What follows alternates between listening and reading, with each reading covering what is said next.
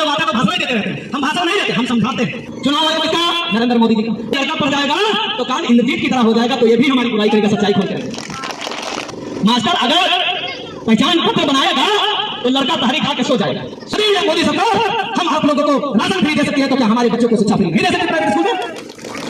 और ये लोग काम करते हैं और काम नहीं करेंगे तो हमारे बलबूते जिएंगे, और यदि ये जिएंगे तो हमारी गुलामी करेंगे। अरे जिनको भोजन नहीं मिलता है खाने का, वो मोदी सरकार का विरोध क्या कर पाएंगे? मेरे साथियों, आप सभी लोगों का भविष्य सरकार चौपा करने का कार्य करती है, आप लोगों के बच्चों को शिक्षा न देने का कार्य करती है, या सिर्फ और सिर्फ हिंदू और मुस्लिम में लड़ाने का कार्य करती है। इसलिए मैं आपसे कहता हूँ, हे मेरे भाइयों, ना तो हम हिंदू हैं, ना तो हम मुसलमान हैं, हम तो सिर्फ और सिर्फ इंसान हैं। हम बाप का नाम गोवर्धन नाम लिख गया। चाचा जी ये समझा रहे हैं आप लोगों को। हमारे नेता लोग आते हैं तो भाषण ही देते रहते हैं, हम भाषण नहीं देते, हम समझाते हैं। तो मास्टर साहब से कहा कि ऐसा है, किसने कहा? चुनाव आयोग ने कहा। चुनाव आयोग किसका? नरेंद्र मोदी जी का। उसने कहा मास्टर साहब ये सरकारी विद्यालय में मुसलमानों के लड़के पढ़ने जाते हैं, सरकारी विद्यालय में बहेलिया के लड़के पढ़ने जाते हैं, सरकारी विद्यालय में राम मिलन का लड़का पढ़ने जाता है। अगर ये लड़का पढ़ जाएगा तो काल इंद्रजीत की तरह हो जाएगा, तो ये भी हमारी बुराई करेगा, सच्चाई खोल के रखेगा। तो इसने कहा मास्टर साहब गलत बात, अब पढ़ाओ ना तुमका हम काम दी थे ना, तुम उठाओ रजिस्टर, गौवा गौवा में ढूंढो वाटा लिस्ट की खराब, पहचान पत्र किसका खराब। अब ये बताओ चाचा, ये काम मास्टर का होता है? मास्टर अगर पहचान पत्र बनाएगा तो लड़का तहरी खा के सो जाएगा। सो जाएगा कि नहीं सो जाएगा? क्यों? क्योंकि मास्टर का काम क्या हो गया, इन्होंने क्या दे दिया, जाओ जाओ पहचान पत्र बनाओ। अब किसान भाई हमारे परेशान हो गए, कहे कि लड़के को पढ़ाना है, किसी भी तरह से पढ़ाना है, ऐसा करो, कुछ ना करो, लड़के का एडमिशन चलो मौर्य जी के स्कूल में कर दें। तो लड़के का एडमिशन मौर्य जी का स्कूल है, कोई है ना, मौर्य जी के स्कूल में कराने गए तो मौर्य जी चश्मा उठा, कहीं नाम लिखो, नाम बताओ, कहीं लड़का का नाम मंगरू, कहीं बप्पा का नाम, कहीं बप्पा का नाम गोवर्धन। अच्छा ये बताओ फीस 550 रुपया है, दे पई हो, किसान बेचारा हताश हो जाता है, इतनी महंगी फीस। इसने कहा सरकारी विद्यालय के बजाय प्राइवेट विद्यालय से, इसने कहा मैं तुम % GST लेने का कार्य करूंगा।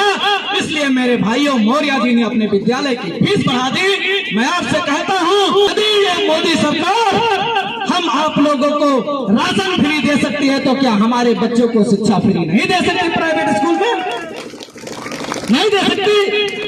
लेकिन ये जानती है कि अगर मैं फ्री में राशन दूंगा तो ये लोग नालायक हो जाएंगे, ये लोग काम नहीं करेंगे, और जब काम नहीं करेंगे तो हमारे गुलाम हो जाएंगे। मैं आपसे कहता हूं, कभी हमारे समाज के लोग जमींदारों की खेती करते थे और जमींदार कहते थे कि हम तुम्हें जीने भर का भोजन देंगे, तुम आओ हमारे यहाँ खेती करो। हमारे लोग वहां पर उसके जमींदारों के यहाँ चाचा खेती करते थे। हमारे बहेलिया समाज के लोग, हमारे बर्मा समाज तक के लोग, मुस्लिम भाइयों के लोग बड़े बड़े जमींदारों के यहाँ खेती करते थे। जब इंदिरा गांधी की सरकार आई तो इंदिरा गांधी ने 15-15 बीघा हमको पट्टा देने का कार्य किया। जब पट्टा दिया तो हमारे लोगों के पास 15-15 बीघा खेती आ गई। हमारे लोग जब खेती करते हैं तो 10 कुंटल पैदा करते हैं, 8 कुंटल बेच लेते हैं, 2 कुंटल खाने भर कर रखते हैं। और हमारे लोग जिनके पास तरपाल नहीं थे उनके पास छत भी हो गई। क्यों हो गई? क्योंकि हमको जमीन मिल गई, हमारे लोग स्वयं काम करने लगे। और मैं आपसे कहता हूं, यह सरकार 4 किलो अनाज देती है, 5 किलो अनाज देती है। ये इसलिए देती है कि ये लोग कायल हो जाएं, नालायक हो जाएं, काहिल हो जाएं, और ये लोग काम ना करें, और काम नहीं करेंगे तो हमारे बलबूते जिएंगे, और यदि ये जिएंगे तो हमारी गुलामी करेंगे। अरे जिनको भोजन ही मिलता है खाने का, वो मोदी सरकार का विरोध क्या कर पाएंगे मेरे साथियों।